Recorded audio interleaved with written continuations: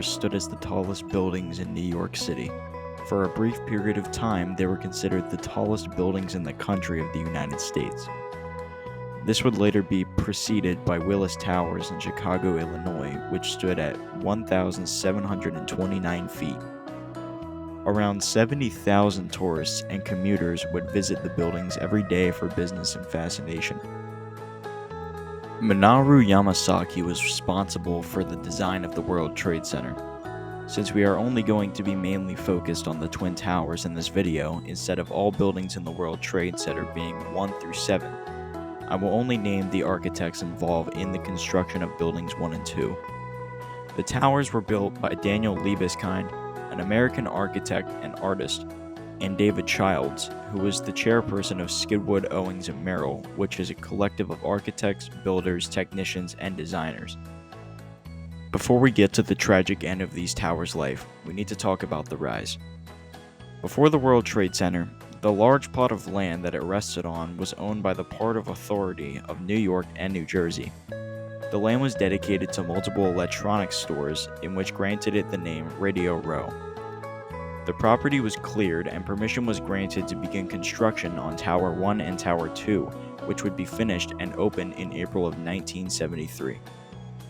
The property was owned by multiple people other than the Port Authority, such as Larry Silverstein and Westfield, who owned the property underground from the World Trade Center, where a mall was built. Once the area of Ground Zero was cleared out, something in memory of the events was planned to be built. Larry Silverstein would then be the developer of what would become the One World Trade Center because of his ownership of the general plot.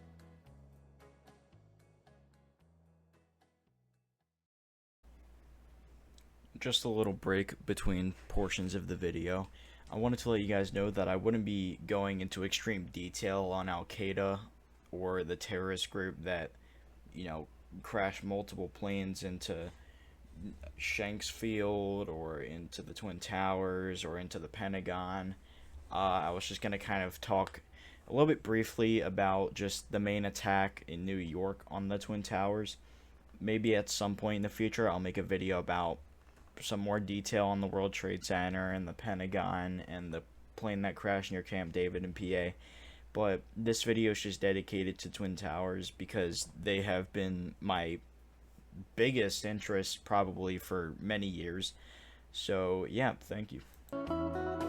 Everybody knows that September 11th, 2001 started out as a beautiful day. It was such a nice sunny day that it was considered the nicest day the whole year. Although behind currently closed doors, 4 planes were being hijacked, including Flight 11 and Flight 175, which were the 2 flights that struck the Twin Towers.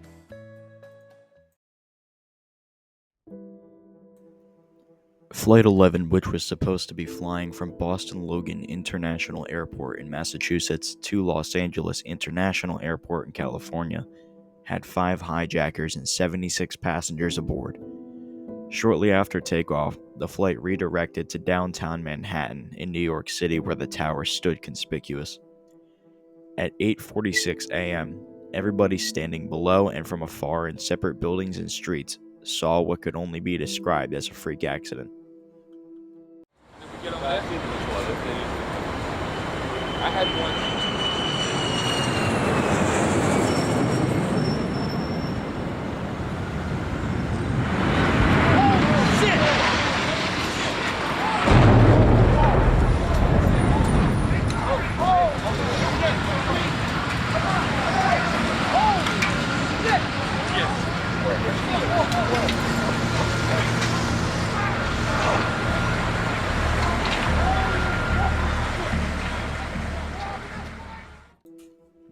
Not everybody had thought that it was a freak accident, however.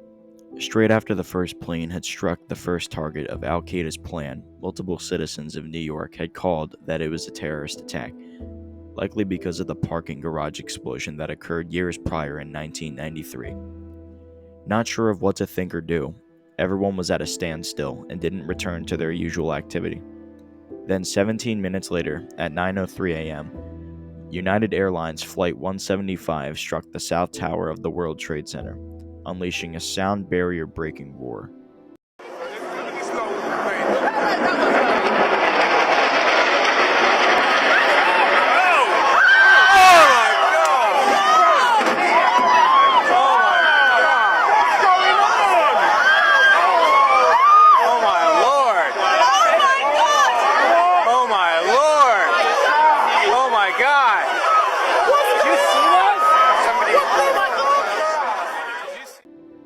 everyone who had and hadn't watched the events unfold had been calling shots on a terrorist attack. By this point, every news channel had interrupted their daily coverage, with the only thing being shown on screen is this horrific image. Another one of our New York affiliates, WABC, for their live coverage. Plane overhead, and then all of a sudden I thought it sounded kind of louder. Then I looked up, and all of a sudden it smashed right dead into the center of the World Trade Center. Big flash of flame, fire coming out from all over. Then all the bricks is a huge hole right now. It almost like the plane probably went through. I'm not sure. Winston, can you see? Are you on the north side there where the plane made contact? Yes, I am. Now, when you say a huge hole, one of our earlier witnesses, Libby Clark, said not much of the plane came down off the building. Much of it went totally right into the building. It's in the building, from what you can see. Right. Now, can you see if there's a lot of debris downstairs, Winston?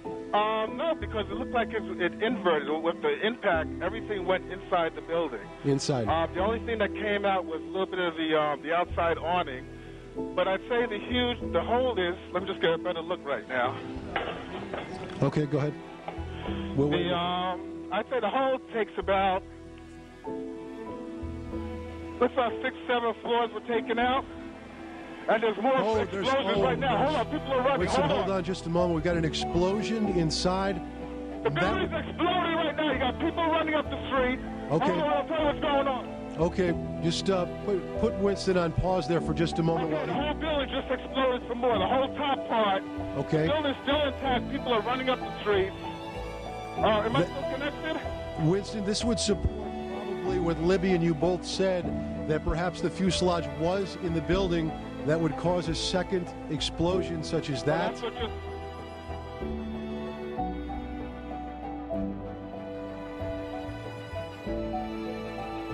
Just 56 minutes after, at 9:59 a.m., the South Tower collapses. People at home and in the streets of Manhattan watch in horror as the South Tower collapses with people inside and others nearby, and a cloud of smoke surrounds blocks upon blocks. Hundreds, including firefighters, other first responders, and workers of the buildings, are captured in the rubble and most never to be seen again. Not even an hour after, the same can be seen for the North Tower, as the spire of the building disappears as it descends through thousands of pounds worth of rubble. In photos, the top half of the building can be seen pointing at an angle as it falls. Within less than 2 hours, the tallest skyscrapers in the city were gone, along with most of the other buildings in the World Trade Center complex. Bystanding World Trade Center 7 survived the collapse but was too damaged to be used and was later demolished. 2 memorial pools now take place where the towers once stood, with names of all victims lost during the attacks. And nearby, the new One World Trade Center tower stands as a memorial and as a replacement for the missing towers.